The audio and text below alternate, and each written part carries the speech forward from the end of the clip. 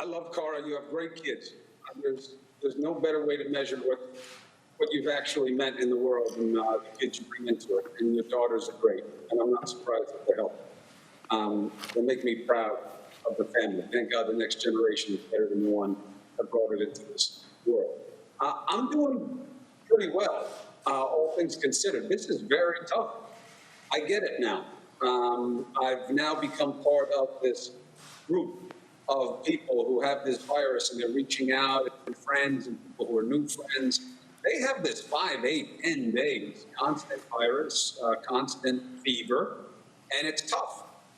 And, it's not doing great with my hair. I have to be honest. It's tough to keep hair the way I want it to look. You look like you've been cutting your own hair, which some people are good at, some people are not.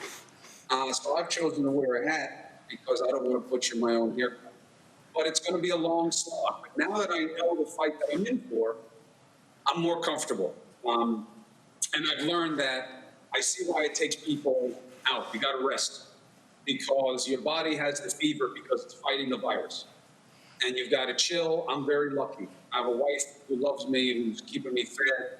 I got a nice place to be. So many people don't. You've been very smart, Andrew, in getting people to think about how they can reach out and help people without contact. A lot of people are fighting this alone, and I can't imagine that. I can barely, keep it together, and I have everything done for me. Very lucky. But there are a lot of people who are in a bad way, and they're reaching out to me, and I feel for them. So we're in a real fight, and we really do have to remember our connections to each other, because otherwise there'll be no way through.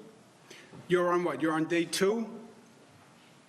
Yeah, I really believe that it didn't start until I got the diagnosis, maybe because psychosomatic or whatever, but that night I got hit with fever and those rigors, spelled like rigors, R-I-G-O-R-S, but it was like out of a movie. I tell you, I had the hallucination. I was seeing pop. You came to me in a dream. You had on a very interesting ballet outfit, and you were dancing in the dream, and you were waving a wand and saying, "I wish I could wave my wand and make this go away." And then you spun around and you danced away.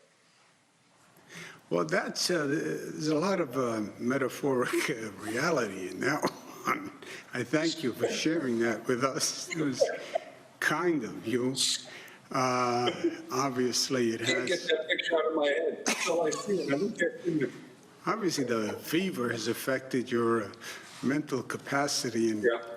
I'm being alone all the time. I think everything I say is funny. so you still have a fever? Do you have a fever today? I have a fever right this instant, Governor. Really? Well, you look good. Oh, yeah. I have to tell you, comparatively, you look good. Well, first of all, I appreciate that. I must point out to your audience that you have expressed concern about how I look after today's appearance several times, and you didn't like my hair. You thought that I was giving a bad look of survival of the virus. No, look, I think I'm doing okay. Good. You look good. You sound good. I know that sometimes we joke. I'm not going to do that today. Rule 1 is never hit a brother when he's down, and you're literally in the basement. So I'm going to refrain from any rebuttal today. I don't know, Andrew. I tell you, this is probably your best chance, because when I'm healthy, you know what happens when we go toe-to-toe and I'm healthy. So really, if I were you, now's the time to strike. Yeah, but see, that's... You may get sick, but I would come for it now. Once I'm healthy, I'm not going to forget all the jokes you made at my expense. I saw the picture you showed of me the other day. No, look... Raised my fever. I went ahead. No, look, first, I have no doubt that you would hit me when I'm down. That's the difference between us, and that is my point. That's not who I am. I hadn't made any jokes. It was not a joke. Some people misinterpreted what I said. I said that I was going to send you a book, because I know you're just walking around the basement there, that I was going to send you a book on a beginner's guide to striped bass fishing. But that's only because, you normally fish for porgies, And it's totally different to fish for striped bass than porgies. I was never saying anything that was in any way offensive. Well, I appreciate the book. I like to learn. I love to read. I love to fish with you. It's one of my favorite things to do.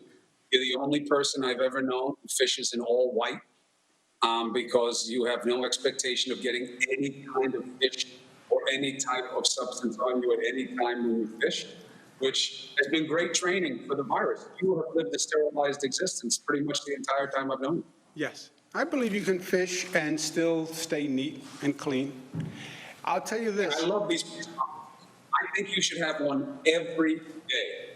Yes, I have been. I know you haven't noticed. Oh. Yes, Sorry. yes, it's sort of like the way you have a show. Yes, I do a briefing. You have Cuomo prime time, I have Cuomo all the time. That's the difference, yes. The hats are available, by the Yes, way. it is a good-looking hat. And 1 hour a day. I work 23 hours a day. That's like the mathematical balance. But You anyway, need you to. You have to keep the safe. Yes. That's your job. that's my job. I do believe this is going to be a great public service in a ironic way. People are curious about coronavirus. What does it mean? What happens if I get the virus? You living it, showing it, doing the show, reporting on how you feel, reporting on what you're doing.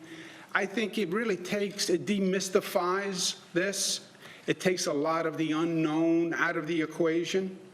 And I know it's a terrible, unfortunate circumstance for you, but think about it from a journalistic point of view, a public service point of view. You are answering questions for millions of Americans. If I get it, what happens? What do I do? What do I look like? How about my family? By the way, best news is, thank God, your family doesn't show any symptoms. Knock Formica, yeah.